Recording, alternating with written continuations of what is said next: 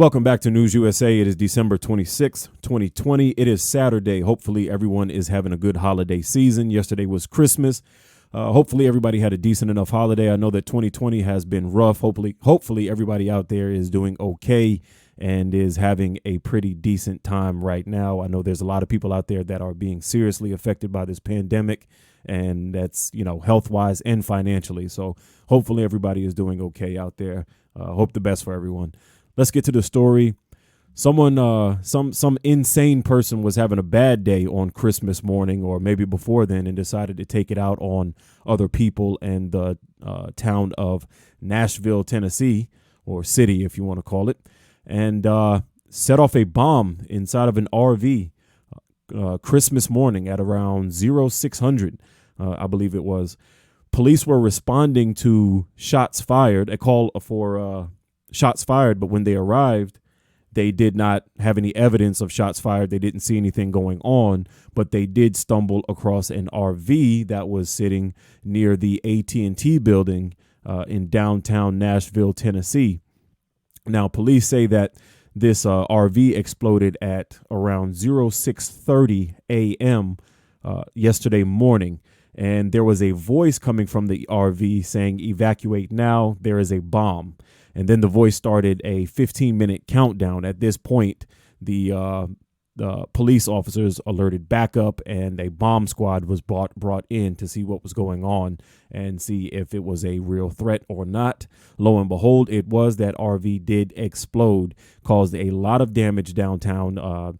It caused damage to the AT&T building. AT&T service was down for a number of hours. Not sure if it's back up as of right now. I haven't checked into that, but I do know that at one point it was down. Now, they do say that they have a person of interest. Let's jump over here and take a look at it. Person of interest tied to Christmas explosion in Nashville, ID'd as Anthony Quinn Warner. The sources tell CBS News this is a 63-year-old Nashville area resident, and he had a similar make and model RV as the one in photos released to the public, sources say. So here's a picture of the RV that they have on camera that is downtown in Nashville. And let's scroll down and take a look at this. This is this person's yard, Warner, his name is, and he has a very similar RV. So he is a person of interest as of right now. I don't have any photos of that person. Probably wouldn't even want to post him to give him any type of credibility. But he is a person of interest as of now. They did find some human remains at the explosion. They're going to go over it and see whether they match or not to this person. And if they do, I guess they would go ahead and consider him the suspect. Now, when I first heard this story, I was thinking this is some type of terrorism. Well, it is a type of terrorism, but I mean foreign terrorism. I was thinking, oh no, here we go again. Are we going to have us another 9/11? I was just waiting, hoping that nothing happened. But I was thinking, man, I hope something, this isn't a chain. This isn't something that's going to start from city to city around the United States. I hope we're not in that type of situation again. Luckily, nobody was hurt. This was an isolated incident.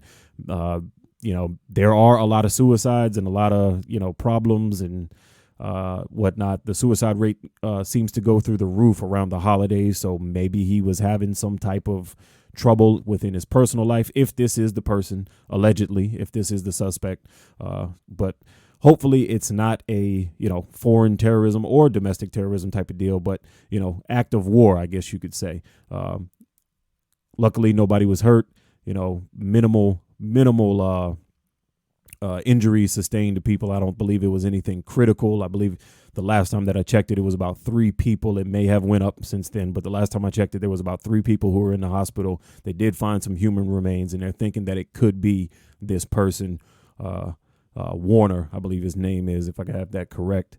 Don't really care to get it correct if he is the suspect, because this is a heinous act and horrible, very horrible.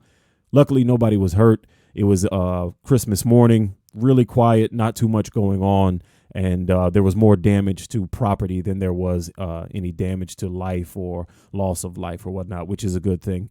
That would have been a horrible thing for innocent bystanders and families to lose loved ones on Christmas morning due to an idiotic act like this.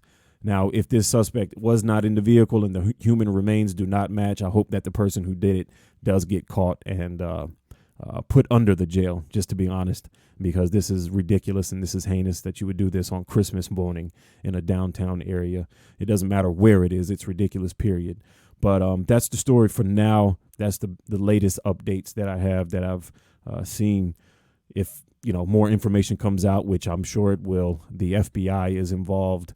So we'll be getting some information here soon, hopefully, and we'll know what actually happened and be able to finalize this story and break it down, get to the details, and close the case. Hopefully they have it closed soon and they have answers and we know exactly what's going on.